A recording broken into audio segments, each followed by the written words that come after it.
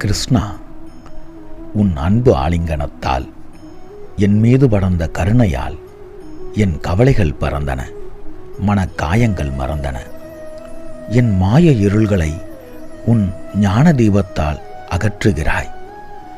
அச்சத்தின் அஸ்தமனத்திற்கு பின்னேதான் வாழ்வனும் மாதவன் உதயமாகிறான் என எனக்கு கீதை உபதேசம் புரிகிறாய்.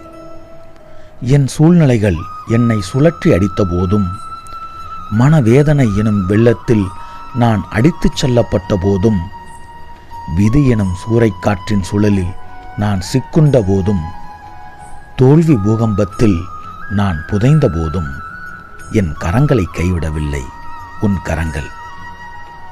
என் வாழ்வெனும் குருச்சேத்திரத்தில் வழிகாட்டும் பார்த்த சாரதியே, என் நிலையிலும் என் நிலை மாறாது காக்கும் கோபியர் காதலா, என்னை உன்னிடம் அர்ப்பணித்து என் மானசீக தோழி திரௌபதி காட்டிய வழியில் இருகை நீட்டினேன்.